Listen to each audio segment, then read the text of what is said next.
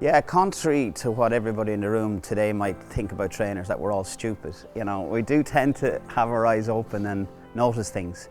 I remember last winter watching racing while I was in hibernation, watching Dundalk, and we have a little WhatsApp group, and I text the lads, "Oh, we found one," when I was watching this kid ride, not knowing who it was. And they said, "Who?" And I says, "It looks like Nicola Burns."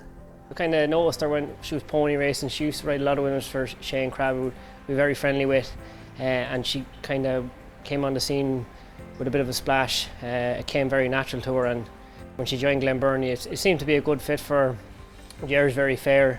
If you're talented, he'll give you the opportunities and work hard, and she covers both bases. Her work ethic is second to none. She was here at 6:30 every morning. She was never late. First person you'd meet trotting through the gate, big smile on her face, "Morning, Ger."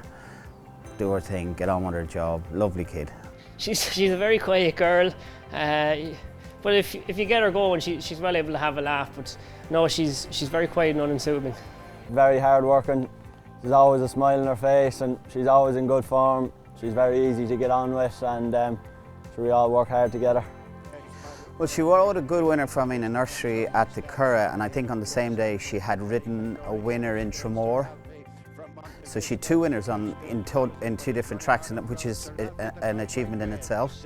But the one that stands out to me was her first ride around Ballinrobe, which is not an easy track to ride.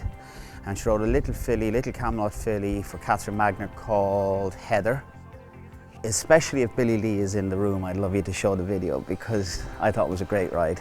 And she won ahead, and I thought, wow, and for her first ride around a tricky track. She's very good on a horse. She's very quiet, doesn't overcomplicate things, and she's gotten very strong and very dedicated as well. So no, listen, she's improving the whole time, and she got touched off this year in the apprentice title, but hopefully next year it'll be her year. She'll ride for me because I think she's good enough, end of story. And she'll ride for all of my owners, and we've got the best of the owners, and I don't have to ask permission to put her up. She seems to be very level-headed. Doesn't get too high or too low or too excited or stressed, which is a thing you need in our industry, and it shows in her riding. I'd say, like all awards, it's a lovely pat in the back. I'd be very surprised if it changes her, because it's on to the next one and on to the next winner. But it's nice to be recognised, because she's here every day, first thing.